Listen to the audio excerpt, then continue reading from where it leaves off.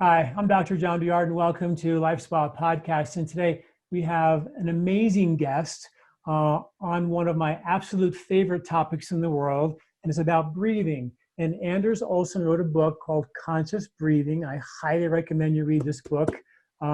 He's been studying breathing for probably as long as I've been studying breathing, and has taken it even way further than I have for sure. And we're going to dive into the details about that. But let me tell you a little bit about him. He's a speaker, author, founder of Conscious Breathing, the Conscious Breathing Method. He's trained more than 1,000 conscious breathing instructors and helped tens of thousands of people with their sleep, asthma, physical fitness, ability to concentrate, reduce their stress, anxiety, pain, just by doing something as simple as improving the way they breathe, right? How can you get rid of your pain by breathing? We're going to find out. Anders is also the inventor of the Relaxator, which is an inexpensive breathing device to help retain your breathing. So, Anders, welcome. Thank you so much for being here. I'm super excited. You have no idea to have you here and dive into this topic. And I know we could talk for hours. I would love for you to maybe just jump in, talk about the Relaxator. Okay. Tell us what that is. Tell us how you figured out how to invent it, and show us how it works. Yeah, it's just a little simple device. You put it in your mouth and it gives you a resistance on the out breath. And that resistance helps you to slow down your breathing. It helps you to breathe more rhythmically. It helps you to breathe diaphragmatically, the low breath. And it helps to increase the pressure in the lungs as well as in the throat, where a lot of us have that's a bottleneck for many of us. And it also helps increase the pressure in the sinuses. So the Relaxator is kind of an exhalation or an expiratory muscle training device, correct? Yes, that's true. Yeah. And when that happens, your diaphragm is relaxing, right? Yeah. So, and I know this is sort of along the lines of Carl Stau's work, right? Where he was all about helping the body. And he's the one who trained, remember the Olympic athletes in the Mexico City Olympic Games, and they had the black gloves and all that? Well, those two guys who won the Olympics were the only ones who didn't use oxygen in those Olympic Games, and they also won the gold medal. And they were training under this guy, Carl Stau, who was a trainer for singers, and he worked on training them to exhale all the way and more efficiently. So can you dive into the details about how exhalatory muscle training what does that do physiologically to the body? Well, I think also another important thing that Carl Stau did, he helped them to establish a rhythmic breathing. So he told them to, when they were in the starting blocks, ready to run, they should start running on the exhale. That helped them to keep a better breathing rhythm. I think that is underrated usually, the breathing rhythm, because we have a tendency to hold our breath a lot in today's society. And for example, at night we call it sleep apnea. Daytime, we don't have a real name for it. I call it, whatever, concentration apnea or text message apnea or whatever. So yeah, I just wanted to add that. But the idea with the Relaxator is that you inhale through the nose. There are devices on the market where you also do inspiratory muscle training. I think the nose is too important to, so you should inhale through the nose and then exhale through the nose to basically make your breath function more efficiently, because that's what it is at the end of the day. We take 1,000 breaths each hour and we want to do it as efficient as possible. Can you show us how it works? Yeah, absolutely. So you set the resistance between 1 and 5, and then you hold it with your lips. If you hold it with your teeth, there is a risk you will be tense in your jaws. So hold it with your lips, inhale through the nose.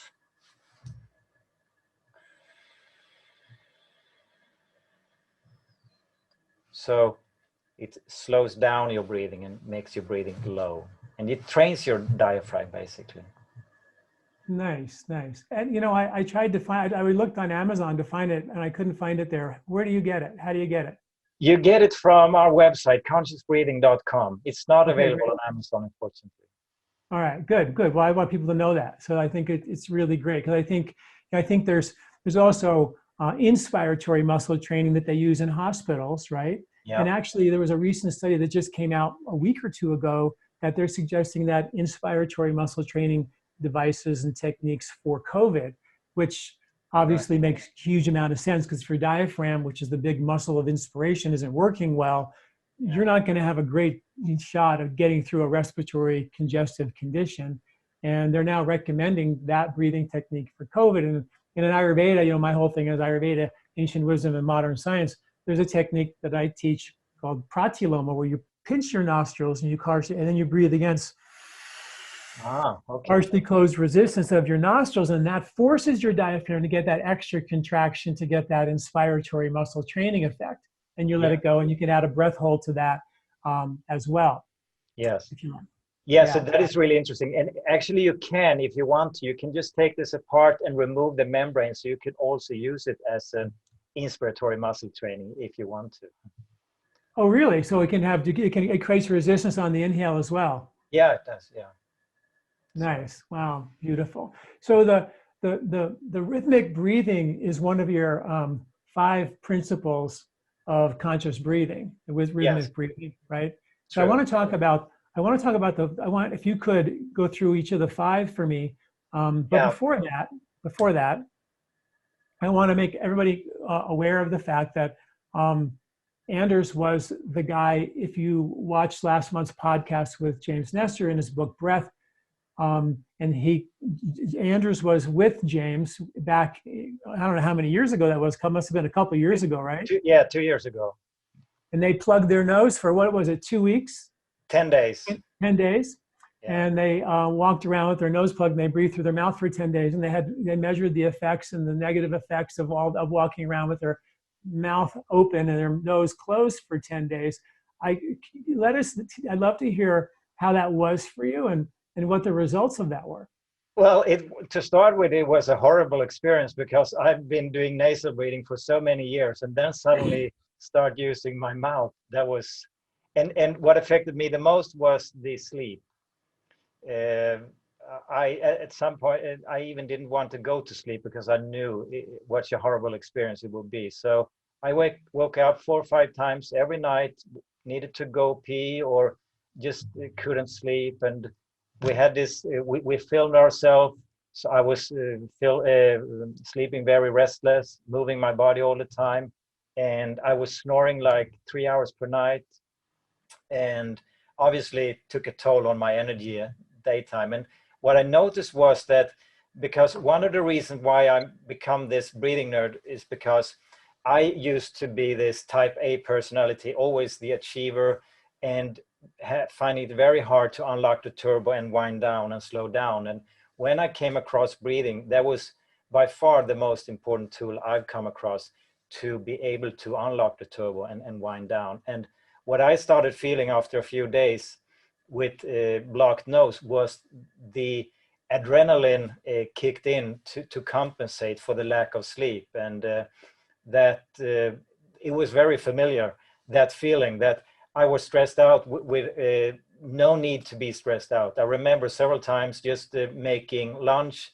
and I almost had to check, okay, do I have all my fingers? Yeah, luckily, because I was chopping cucumber or whatever, like my life depended on it. And it was really interesting also that my sugar craving that I used to have a lot before, and the breathing has helped me a lot with that, and it started to increase. So the first few days there was zero sugar craving, and then at the end, the last 4 days, I think I had 8, between 7 and 8 on a scale from 1 to 10 on sugar craving. So the last 4 days it was sugar and ice cream, candy, and the last 2 days I think it was pizza and beer. And I usually don't drink a lot, and I don't eat pizza either. And actually the feeling was that if I would have continued, I would probably have had pizza and beer every single night, because it was, don't take that away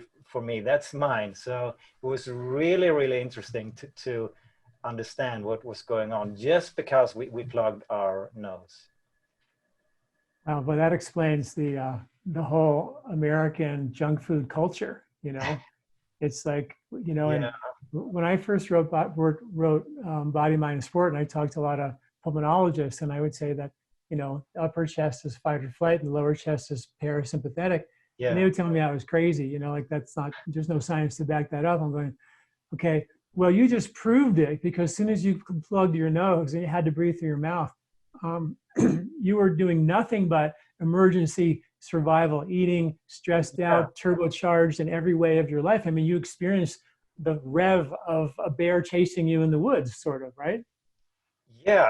And I also got stupid. I mean, several times I was amazed how I could be that, that stupid. And I guess it was about the oxygenation of the brain. It's yeah, and just after a few days, I mean, if you go doing this all your life, it's probably tough on your body and your mind. Yeah, Yeah, yeah. God, amazing. Okay, so the first principle of conscious breathing is breathing through your nose. And obviously, you just talked about one of the reasons why it'd be a really good idea to become good at that. yeah, Um, Tell us a little bit more about that, and what are some of the tips to get people to do it? yeah. The first tip is always obviously to close your mouth. Yeah, and I mean, our mouth is for eating and talking. Our nose is really for breathing. And what the nose does, it warms the air, humidifies it, and a lot of the particles. Some research suggests that we inhale about 100 billion particles in a single day, even more if you are in a polluted city. And of course, it's a vast difference how you present the air to the lungs if you take it in via the mouth, where it's colder and drier and full of these particles. So the airways and lungs get irritated with mouth breathing compared to nasal breathing, where a lot of these trapped particles get these particles get trapped, and then the air is turbinated and warmed and humidified. So I mean, the nose is really an aerodynamic miracle. It's quite amazing when you look at it, and when you see all the space it takes up in the cranium, you must realize that if that thing is only to smell the flowers, probably the evolution has gone completely wrong, or it is actually that it has some important properties. So what it also does is that it helps, if you inhale through the mouth, the air will have a more turbulent airflow. So the air will go in all directions. So it makes up for high chest breathing compared to the nose that is able to drive the air lower down into the lungs. And it's like the nose and the diaphragm work in tandem. So they some sort of communication there, I guess. Yeah, when I was writing my book about breathing, I was researching it, and it turned out that when they first created the internal combustion engine, how the piston is like a diaphragm, it sucks the air in, and Mhm. then they had a piston like a valve, but initially the valve was really big, and it just when all the air went in and it exploded in only one part of the chamber, and the engine would last a couple of weeks before it would blow up. And then Uh-huh. they created the valve to swirl the air, like the nose, like the turbinates do. They swirl the air in a Yeah. rarefied stream. And it was that allowed the air to go down and drive through the whole piston chamber. And that's the internal combustion engine we have today, which is exactly like this nose, which is like the valve that drives the air all the way down into the lower lobes of your lungs.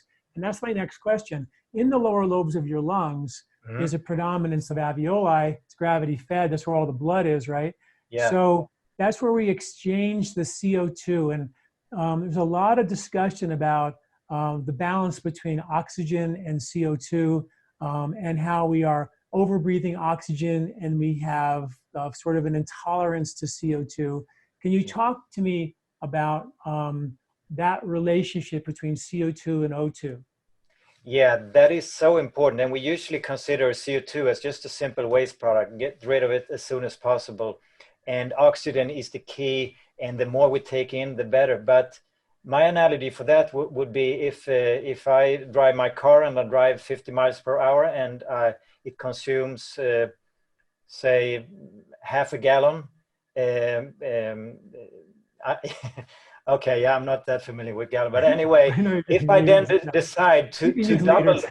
yeah, to double that or triple that, so I give it 1 gallon or 1.5 gallon, uh, would my car be better off then? No, it wouldn't, right? It's just as bad for the car to get too little fuel as it is to get too much. And so we may think that more oxygen is better because then we will oxygenate our muscles and our brain, but that's not the case. It's all about balance. So when we overbreathe, which many people tend to do, and especially when we use our mouth, but also it's possible through our nose, then we take in more oxygen. And even though oxygen is, I mean, if we stop breathing, we die. We all know that. So that's because we need oxygen. So we can't survive without it. But just as it is a blessing, it is also a curse. It's the balance. I mean, if we think about it, we only store about 1.5 liters of oxygen in our body if we weigh about 70 kilo. And if we look at other things, we store proteins and water and glucose and fat. We have enormous reserves in our body, but oxygen, that's the reason why we only survive a few minutes without breathing, because our oxygen reserves are so small. So the only reason I can think of for that being is that oxygen is toxic, right? So we can't have too much. So we talk about the mitochondria in our cells. That's our energy plants, and that's why we want the oxygen. That's where oxygen is used to convert the fat and the glucose to energy in an efficient way. And we also call these mitochondria the combustion chambers, and like there is a fire in those. And if we have a normal fire burning and we put oxygen on that fire, it will totally just explode, right? Because oxygen is such a reactive gas. Or if we take a bite in an apple and put it down for a few minutes, it will start to turn brown, and that's because it starts to oxidize. So even though we need oxygen in order to create energy efficiently, too much of it is absolutely not good, because then we will create more free oxygen radicals, which is the highway to inflammations. So when we overbreathe, we take in too much oxygen, which is bad in itself, but we also exhale too much carbon dioxide. And if we combine overbreathing with inactivity, because when we are active, the metabolism increases, right? And in the metabolism, when oxygen and glucose and fat are converted to energy, also carbon dioxide is formed. So whenever we move our body, when we are active, we increase the production of carbon dioxide.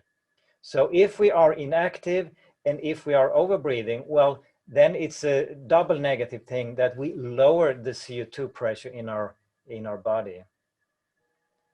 And CO2 has many, many important properties. One is that it relaxes the smooth muscles.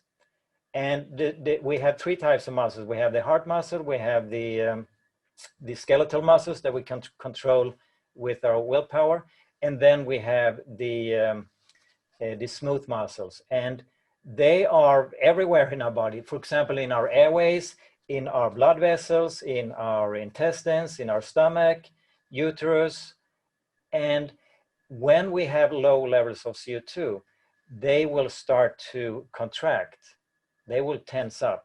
Probably that is the reason why I needed to go pee several times per night when I had my nose blocked, because my bladder will then contract and it will fill up faster. So everything, when you have high oxygen, creates a vasoconstriction, blood flow to the brain is compromised, blood flow to your tissues is compromised.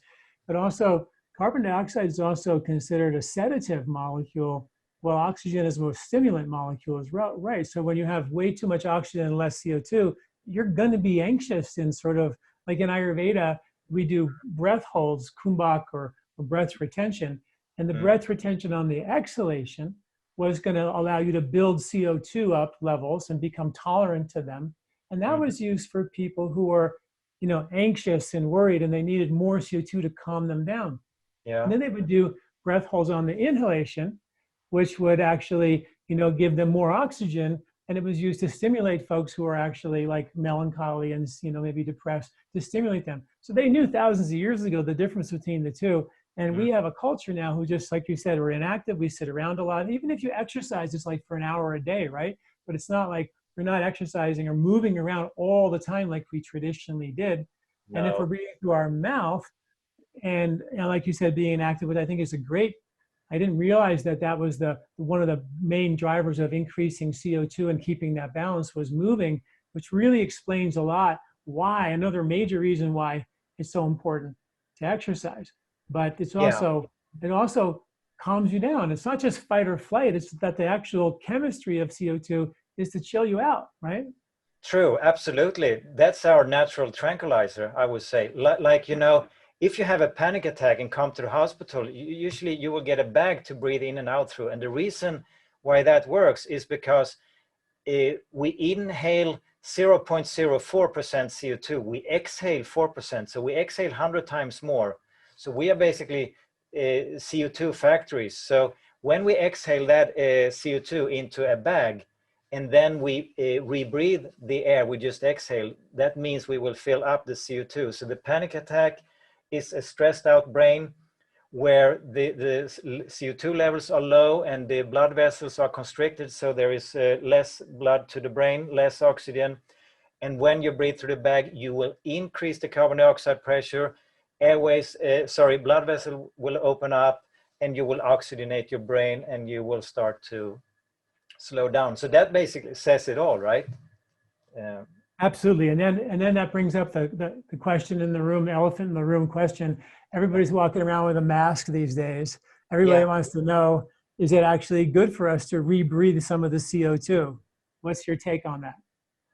Well, I mean, I think the mask could be detrimental for a lot of people because they don't know how to breathe in the first place. And we open up our mouth when we have too much CO2 in our body, and we're not used to tolerate that much CO2. So with the mask, we will rebreathe some of the CO2, and we're not used to it. So we open up our mouth. So there is a risk that the mask will lead to poor breathing. But if we know the importance of nasal breathing, then actually putting on the mask could be a perfect tool to improve your breathing, improve your tolerance for carbon dioxide. So it could really take us in both directions, I think. Yeah. Oh, yeah, it's a great point, because I think a lot of people are like ripping off their mask because they're huffing and puffing and they can't stand it because it Yeah. seems to make them feel like they're suffocating, which is actually, how you build CO2 tolerance. So talk a little bit about the Bohr effect and how important it is to have CO2 tolerance to literally, bring the oxygen from your blood into your tissues. Okay, yeah. Can I just touch on what you just said? We feel like we are suffocating. I mean, if we consider carbon dioxide to be just a waste gas, and then we probably would realize that our breath is our most important function. Without breath, we have nothing, right? We have no life. And the function that controls breathing is not oxygen, it is carbon dioxide.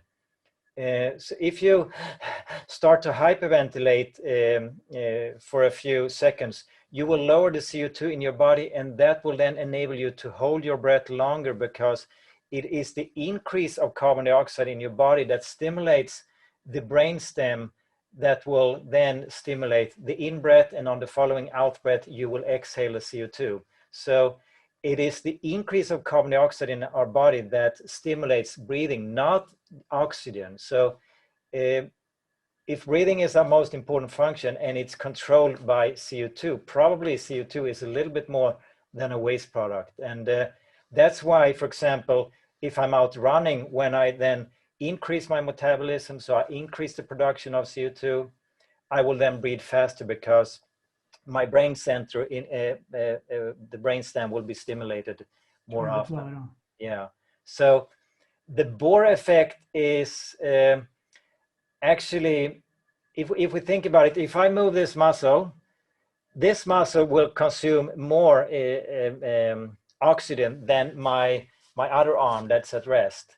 And it's not a coincidence then that this muscle that I'm moving will receive more oxygen, One of the reasons is because of what is called the Bohr effect, and that has to do with pH. So we have a higher pH in the lungs, where the hemoglobin then have, most of the proteins in our body, we can see them as a computer. They are either on or off. And these proteins, the hemoglobin in the lungs, they have one, we can say that they are on, and they will then absorb, they will attract oxygen. And then in the blood, we have slightly lower pH, but the hemoglobin will still have high affinity for oxygen. And then when the blood reaches the cell, we have an even lower pH, and that lower pH is the signal for the hemoglobin to change shape, to go from on to off, and thereby releasing the oxygen. And in the mitochondria, where we produce the energy, we also produce carbon dioxide, and we also produce heat. And both heat and carbon dioxide, they lower pH, signaling to the hemoglobin to offload the oxygen. So this working muscle obviously produces more heat and more carbon dioxide than my muscle that is at rest. So that means then that more CO2 and more heat leaves the muscle, reaching the blood, and the hemoglobin will then offload the oxygen, and the oxygen will go the opposite way, so that my muscle can continue to work. So it's an ingenious mechanism, of course, like our whole body is. Great invention. So that increase of CO2, as it goes, as the pH becomes less and less from the lungs to the blood to the tissues, Yeah. that's the CO2 levels building up and converting into carbonic acid, which is an acid which lowers the pH. Is that the main driver to lower the pH? Yes, carbonic acid, and then to bicarbonate or baking soda. So that's an intermediate, the carbonic acid. So we have CO2 and water, and then we have carbonic acid, and then it goes further to baking soda and H+. But wouldn't the baking soda raise the pH? Isn't that more alkaline? Well, yeah, that's an interesting question. But what happens in our body when you have the baking soda, you also get an H+, which is a proton. The more H+ you have, the lower the pH. But when we talk about baking soda, if we buy it in the store, yes, we would consider it an alkaline. I see. Yeah. So it's a series of chain reactions that continue to take place that lower the pH. Yes, true. Yeah. So in fact, the carbon dioxide production and the bicarbonate or baking soda buffer is a major component in our body in order to have the correct pH in different parts of the body. We have one pH in the skin, about 5.5. We have about 1.5 to 3 in our stomach. We have in our small intestine, we have a pH of about 7 to 9, because there is where we absorb the food. So the pH is really important. It's not only hemoglobin that works differently depending on which pH it's exposed to. It's most protein in our body. They are designed to operate at a certain pH level. So if we overbreathe, and if we are inactive, if we lower our CO2 pressure, we will also reduce our bicarbonate buffer, meaning that it will be harder for our body to maintain the correct pH in different parts of the body, which will then affect all functions, basically. Right. And breathing, in terms of your CO2 balance, that has a direct impact on your pH, right? Yeah, with every breath we affect pH, right? Yeah. Right. So if you build up CO2 tolerance, and tell us about the importance of, first, what CO2 tolerance is and how do we build it up? What are some tips that people can exercises people can use at home to try to build their CO2 tolerance? Yeah, it's like with anything. It's like, my favorite analogy is like going to the gym. If you've never been there, you never exercise, you probably won't do 100 push-ups. And if you do, probably you will never set your foot there again. So the key is to take it step by step, slowly, not approach it as I did. I figured out that I should have the world's best breathing in the shortest period of time, which is absolutely stupid. But that's where I come from, and performance and all of that. And I'm not saying we shouldn't have that, but it doesn't really go hand in hand, because more than anything, if we want to improve our breathing, it's relaxation we're after. So the relaxation is the key here, I think, when we embark on this journey, improving our breathing and improving our CO2 tolerance. So, for example, when you use this, you slow down your breathing. But if you adjust the resistance too high, so that you slow down your breathing too much, similar then to doing too many push-ups at the gym. At the gym, you will have sore muscles. With this, you may notice afterwards that you will start to sigh or yawn, and those are all big breaths, or that you have a need to talk a lot, or because when we talk, we have a tendency to breathe more. So that's then a sign of that you have done it too hard. So you have to adjust the breathing center slowly to tolerate more and more CO2. So what about like free divers who do these breathe up techniques, and they do long, slow inhale and slow exhale, and then they do obviously a breath hold so they can go all the way down with no oxygen, and they go down really deep. Yeah. But some of the training that they do during that period of time is when they actually do their breath hold, and do usually a breath hold on a full inhalation, and you'll get the same thing on an exhalation breath hold as well. Your abdominal muscles start cramping and tightening up, and all these things begin to happen. Are we building CO2 tolerance when that happens? Because you're obviously, even though your oximeter reading when you're doing that breath hold says 98, 95%, and people are still going through like major contractions in their belly, they clearly have enough oxygen. What's making that breath hold so uncomfortable? And a lot of free divers will say, once they get through those contractions, they've got another 2 or 3 minutes of breath holding in them. That this contraction was sort of like I don't know, they call it the mammalian dive reflex, where the body's just learning how to be a fish again if we all came from the ocean. But there's a mammalian reflex that we hold our breath like dolphins do for a very long period of time. And so I'm curious to know, is that a way to build CO2 tolerance, or is that something that you're familiar with? Yeah, I tried freediving myself. I trained a number of freedivers actually that have taken my courses and benefited a lot actually. I didn't think that I would be able to teach them anything, but actually they found it very beneficial. But I think an analogy for that could be exercise. We talked about before, inactivity leads to maybe lower levels of CO2, while when you're active, that leads to higher levels of CO2. But also when we are active, when we exercise, we could do it in different ways. And a lot of people, they exercise in a way where they actually impair their breathing. They create poor breathing because I've been nasal breathing and jogging for more than 10 years now. And I rarely see a person that doesn't look like like this. They like swallowing as much as they can. And of course, if you do something often enough, you will establish new habits. So I think a lot of people, when I go to the gym and I hear the people at the gym, they are huffing and puffing and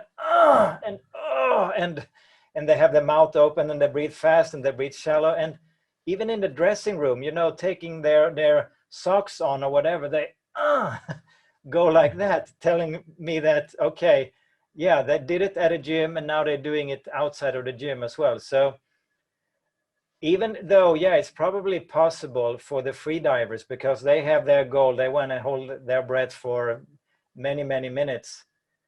I'm not so certain that it will lead to optimum breathing outside of that training regime. What I teach, I tend to think is the boring thing. It doesn't reach any headlines because I'm not teaching you should do different exercises where you alter your state and you feel ecstatic or whatever. It's more like 1,000 breaths you take each hour.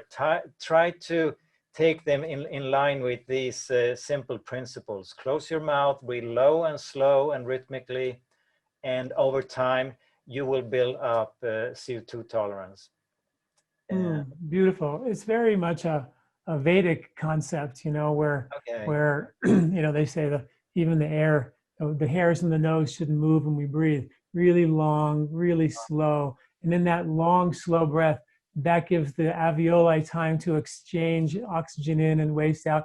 And it takes time for all that to happen. Where if we're just, like you said, we're just blasting out, you know, major levels of CO2 and bringing in way more oxygen than we need, and we end up tipping the scale, which triggers a whole bunch of vasoconstrictive, circulatory, brain fog issues that even cause anxiety, actually. So, and I'm not saying it's wrong. I mean, there are tons of evidence showing that you get benefits from breathing forcefully, but I'm not so certain if you put the long-term perspective. Everyone can relate to the fact that there will be a change if they do it short-term, but I'm not so certain about the long-term effect. And the way I look at it is that oxygen is the more male energy, and our society is kind of male dominant, while carbon dioxide is the more female energy. So it's actually carbon dioxide that is inviting the oxygen. It's carbon dioxide that stimulates the brain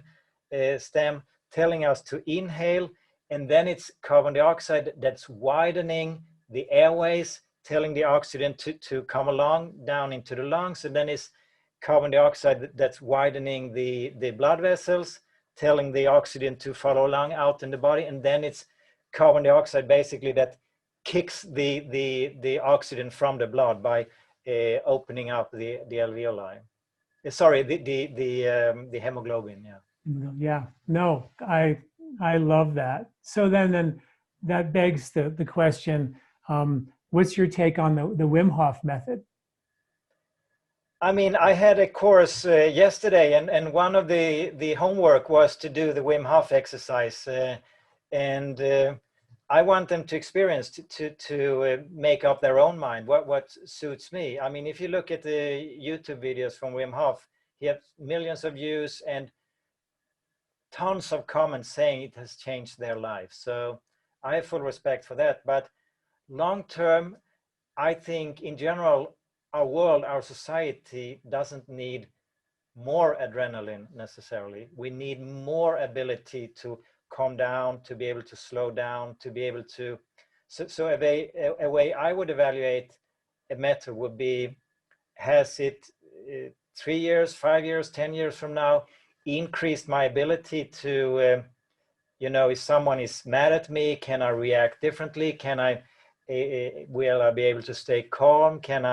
Will I end up in less conflicts? Will I be perceived as a nicer person? Will I feel more harmony, or do I need to fill myself up with another rush many times per day or whatever? So one interesting study, they did a bunch of medical students. They were hyperventilating for 20 minutes, and they measured the carbon dioxide levels and they measured the adrenaline. And in the first instance, they did it twice. First instance, they were just breathing normal air, and the carbon dioxide levels decreased by 50%, and the adrenaline increased by 360%. And then they did the test again to see what was the stress, because they felt more stress. Was it the increase in adrenaline, or was it the decrease in carbon dioxide? So this time they inhaled 5% carbon dioxide, meaning that the carbon dioxide levels were more or less unchanged. There wasn't really any difference. And guess what? The adrenaline, despite them huffing and puffing like this, which is the hallmark for stress and for adrenaline, the adrenaline levels were also unchanged, telling us that it's the low levels of CO2 more than anything that induces stress, and that gives us the adrenaline rush. So if we engage in exercises where we lower the CO2, we will get a rush, and afterwards we will feel relaxed. But I'm not so certain that that is the most efficient way. If we want to feel the harmonious state, to go the route via adrenaline and exerting ourselves and then feeling afterwards the relaxation, maybe it is more efficient to go the route via relaxation to achieve relaxation.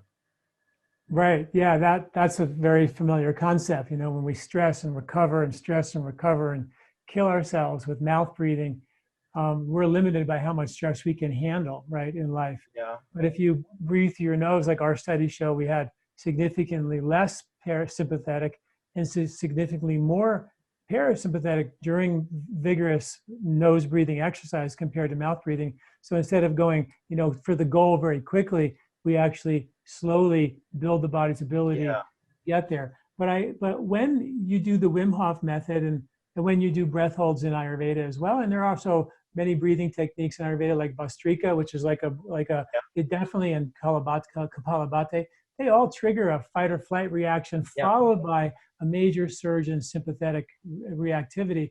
So I wonder if that's a little bit in play. And then when you put an oximeter reading on your finger and you do a breath hold, like with the Wim Hof technique, you're still going to see during your breath hold period, you know, a dramatic, you know, decrease in your oxygen saturation in your blood. And if your number goes from 98 to the low 90s to the 80s into the 70s or even into the 60s, all that oxygen got dumped into your tissues, correct? Yeah. So that means that you are, in a way, building a level. Are you? That's my question. Are you actually building a level of CO2 tolerance, even though a minute ago you just hyperventilated your brains off, so in a way, with 30, 40 major big hyperventilating breaths, followed by a breath hold, and then the CO2 builds up. Is that what's happening there, or is there something else going on? Probably something like that you're doing, because you're stressing the body, right? The body goes, okay, how I'm gonna deal with this, and it finds a way. So like I had this friend, he's been doing Wim Hof for several years, and he said, when I do the forceful breathing and then I hold my breath afterwards, I can do 80 push-ups, and he's over 55, and he's never been able to do that many push-ups before. That's a lot. And there is something that's going on there in the body, of course, obviously, but the question then is, what happens long term, if it is beneficial also long term? The way he put it, which I kind of like, he said, yeah, when I do Wim Hof, I'm able to deal with stress. When I do your stuff, the stress doesn't occur. I'm not saying right or wrong here. I have the full respect for all the different modalities that are out there. I just found my way, and I teach it to whomever want to listen. And I'm not saying that there is right or wrong. I think, you know, that's exactly the path that I'm on. You know, I breathe probably an hour a day every day, and I've been doing nose breathing since the late 80s with exercise, and tape my mouth every night, all that stuff that I do. But I'm also fascinated by, you know, the thousands of years of wisdom of pranayama breathing techniques, and they have so many, and they're so complicated, and they're so different. And some of them are all about the way that you talk about, long, slow breath, you know, where you can barely hear or feel, you know, very gentle and kind. And then there's ones that are more aggressive. But at the end of the day, there's a meditation that comes, and the whole point of the breathing is to set yourself up for rhythmic, long, slow breathing during the meditation. So the therapy of the breathing doesn't just stop when you stop the breathing, it continues through the meditation even, you know. So there's so much to learn and to understand and to delve into. And that brings up my next question, and something I know that you're really passionate about as well, is the ability for breathing to change old emotional behavioral patterns. You know, in Ayurveda, they say that the impressions, the stresses impacts our heart, something called sadhaka pitta. And that impression of stress or hurt or trauma is carried to the brain through an aspect of vata, or air, like, you know, the nervous system. And that's written into the brain, into the kapha, the white matter of the brain, inscribed into this place called tarpaka, which means to record. So these impressions are recorded into the waxy white matter of the brain. which means it's pliable, it's moldable, it's responsive to neuroplasticity. So when I've written a lot of articles in the last couple of years on all the science behind many of the different Ayurvedic breathing techniques, Bhastrika, Kapalabhati, Ujjayi, chanting, Bhamari, where you hum, all these different breathing techniques. And the one common denominator that I saw, Anders, was they all boosted. And like you said, some increased parasympathetic right away, some increased sympathetic right away. Yeah. But at the end of the day, they all increased and changed neuroplasticity. So they were all seemingly designed to make us conscious, which is another reason why I actually fell in love with your book, was because of the name conscious breathing. Because in Ayurveda, it's well understood that we are not conscious. 95% of the things we think and say and do as adults come from impressions from the first 6 years of life. We walk around unconscious. And yeah. How do you become conscious? It's breathing. So I have a hunch, when I saw that book, I have a hunch that he wrote this book because he's all about what I'm all about, which is how do we, and I've been seeing patients since 1984, 1987, I went full-time Ayurveda. So, and Ayurveda is all about becoming conscious. So I was very much locked into how to help guide people through this crazy mind of ours that drives stress into our physiology and takes us out, however you're genetically wired to do so. So the question is, talk to me about your understanding about how these breathing techniques can change our mind, help us drop some of these unwanted emotional patterns of behavior that don't serve us any longer. Yeah. I mean, just as oxygen is both a curse and a blessing, I think our mind is as well a curse and a blessing.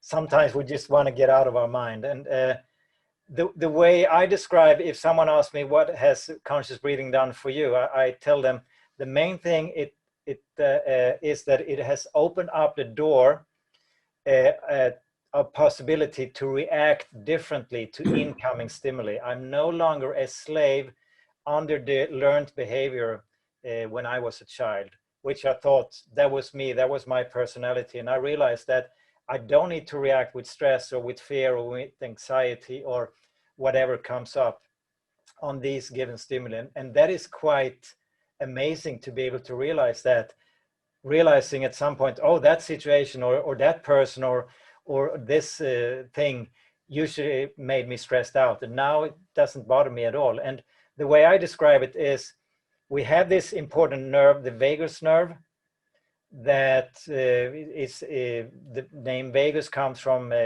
Latin, I think, wandering, the wandering nerve.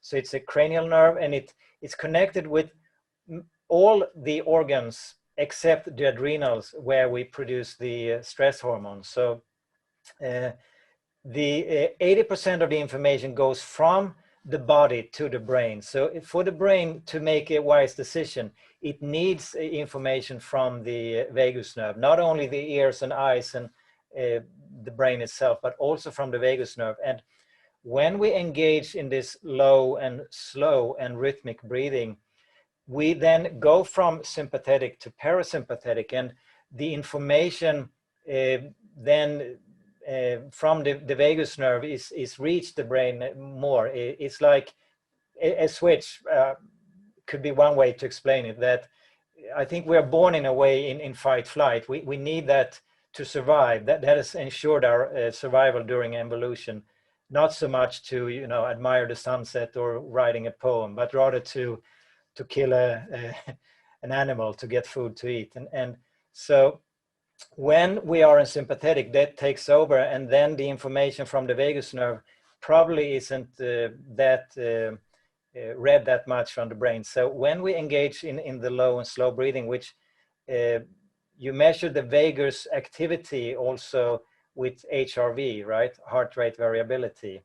So when you have a nice heart rate variability, when the heart knows when to be active and knows when to relax, that is a sign of good activity in the vagus nerve. So it is like connecting the mind brain with the heart brain and the gut brain with not only this nerve, obviously, but with the breath. It helps us to take the elevator down from our mind and into our body and become more conscious, more aware, become more in line with our intuition and our wisdom. We are not only our mind. So that's the main thing I found, and that's like the hidden agenda, if anything. If I help someone that has asthma, that person, by improving their breathing, somehow they will also embark on an inner journey, whether they want it or not. You know, as you were talking, I just sort of realized that maybe there's a correlation between increased CO2 levels, which of course allow the oxygen to be delivered to the cells, into the mitochondria to make more energy. And that also increases parasympathetic activation, which is the vagal response.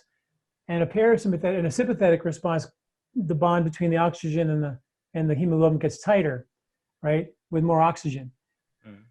When you were talking about the emotional side of things, I was thinking maybe, you know, when you're in a fight or flight state, maybe the lock on old, you know, storage of molecules of emotion that we hold on to for dear life as memories of survival. When you're in a fight or flight state, they hold on for dear life, and they're really tight, and we don't have access to them. We just go and get up a tree, save our life from the bear. Mm-hmm. But when you actually breathe and create more CO2, more parasympathetic, not only does the hemoglobin release the oxygen, but maybe also that gives the nervous system the feeling of safety to actually release some of these old molecules of emotion. So you actually have more self-awareness, levels of awareness of what's true, what's not true, what's real, what's non-real. You know, are those old patterns of behavior when I go home for the holidays and I start acting like a 4-year-old again with my parents and my family? You know, why do I do that? You know, but if you actually were in a not reactive mode, and your breathing can set you up with a physiology to feel open and be more parasympathetic. Like you said, CO2, parasympathetic, they're more feminine, they're more compassionate, they're more understanding. They allow us to feel and become more self-aware, and more self-aware and when we become more aware, we can see more clearly what action steps that we can take in our life. And that's sort of another Vedic concept. We must first establish the self-awareness. But that's like the meditation. That's not where the job is completed, when you take action. And that's what we don't do in our culture. We just do yoga, breathe, meditate, and we go back and lie, cheat, and steal. And not that everybody does that, but the Vedic prescription was to take action. And I'm wondering if what you're talking about with conscious breathing is setting up a facility where, like you said, with asthma, you know that there's a hold on for dear life in there somewhere.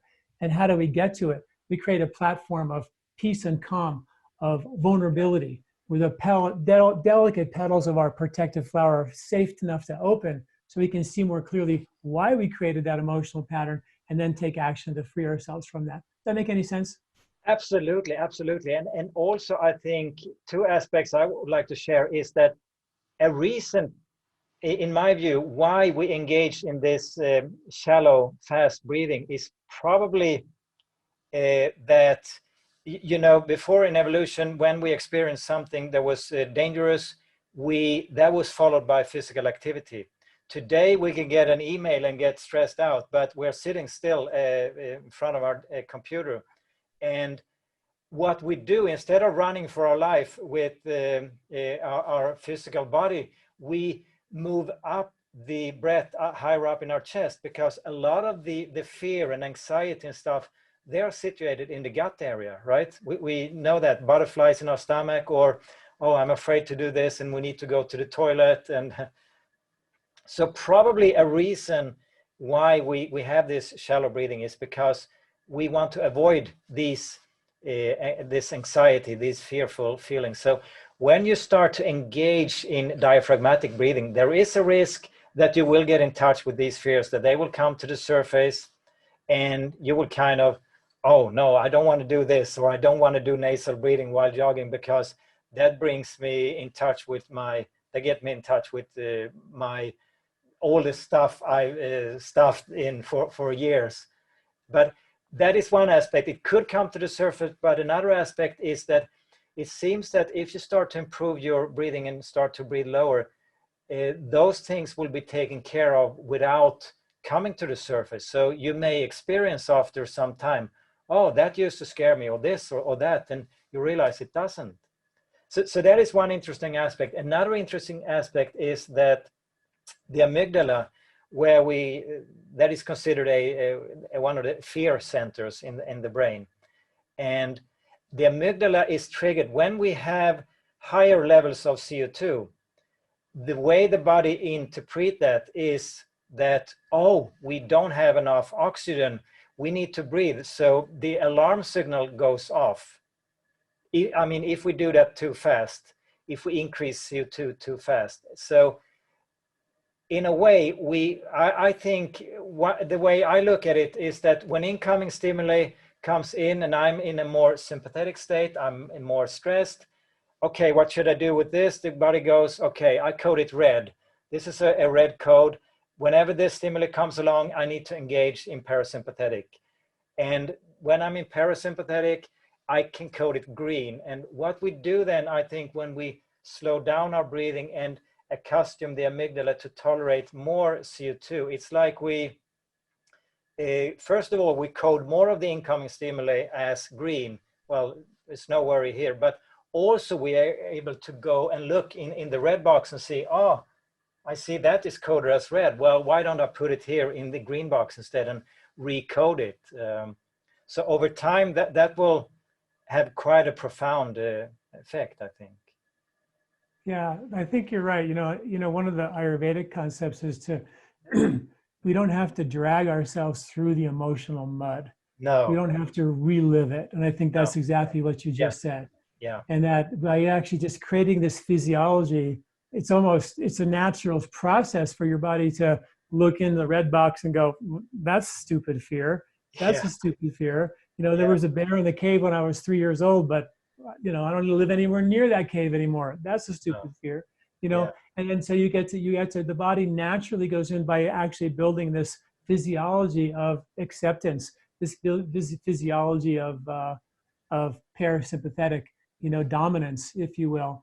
And that is linked to longevity and health. And then that also gives you the resiliency to handle those stressful situations, in ways that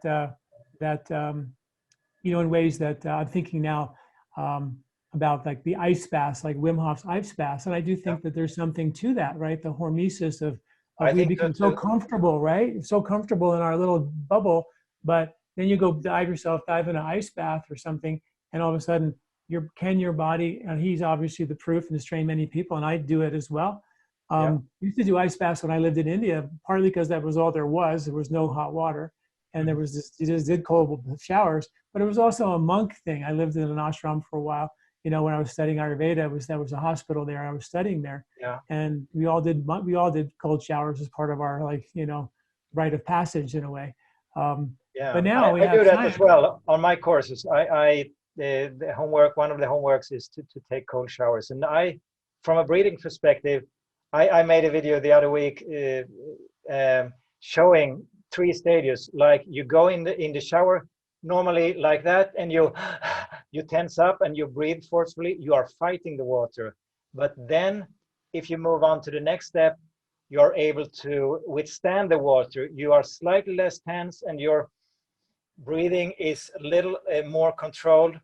But the third step, where you want to be, is where you embrace the water, where it's still totally cold, but you're more relaxed and you're breathing, whether it's an effect of your ability to embrace the water or if it's actually the driving force. So to me, that is a great breathing exercise. You took the cold water out of the red box and recoded it to the green box. Exactly what you just said, right? Yeah, true. Yeah, it's absolutely beautiful. Let's see. Well, there's so much more to talk to you about. I think that if you have any last minute words to kind of share with us and tips that we could use to help become conscious breathers, that would be great. I'm fascinated. In his book, he goes into so many ways to deal with your sleep apnea, the benefits for your heart, cardiovascular system, circulatory system, aches, pains, fatigue, weight loss. I mean, the list of benefits that he writes about are quite phenomenal. So I highly recommend you get the book, read it, follow through on it, and follow on Anders on his website, and get the Relaxator because that's such a cool little device. I'm going to get one as well, and we'll go from there. Anders, last words. What are the last tips you can give us to become perfect humans? Yeah, I think we talk about sympathetic and parasympathetic, and most of us, I think, have a tendency to be too much in sympathetic. We want to learn how to get to parasympathetic. And if I'm exaggerating now, the inhale, that's sympathetic activity, while the exhale, we sigh in relief. That is parasympathetic activity. So if you close your mouth, and the best way to achieve this low and slow and rhythmic breathing is by, in my view, to prolong your exhalation slightly. Not too much, because then you will build up too much CO2, more than you can tolerate, but slightly prolong your exhalation. And the greatest exercise that I think is to, for example, go for a walk and count your steps. You close your mouth, so you breathe only through your nose. You could also bike, or you could jog. And then you try to take slightly more steps on the exhale. Very simple, and it could give you this meditative state, actually. So one last point on that. When you are extending the exhale, you said you can do it too much. How do you know you've built up too much CO2? Because you can't go back into rhythm anymore? Is that the key? No, well, you will feel that you are suffocating or drowning, and some people love that to try to push themselves, which is absolutely fine. I've done it many times, but I just noticed as well that is the most common mistake, that we try to rush the tolerance for carbon dioxide. You can't really rush it. You need to go the way via relaxation, not the way necessarily via performance. You can, but I don't think it's the most efficient way. Cool. All right, everyone. The book is Conscious Breathing. Anders, I hope this is the beginning of a long relationship with us. I hope to have you back. It's been great. Whenever you keep developing all the things you're developing, keep me posted so we can stay in touch and get you back on our podcast. Thank you. Great being on the show. Yeah, you bet. Good to have you. Thank you. Do you like this video? Don't forget to subscribe and share. This recording is brought to you by LifeSpa, where ancient Ayurvedic wisdom meets modern science. Get access to free health video newsletters by Dr. John at lifespa.com. These statements have not been evaluated by the FDA. These products are not intended to diagnose, treat, cure, or prevent any disease.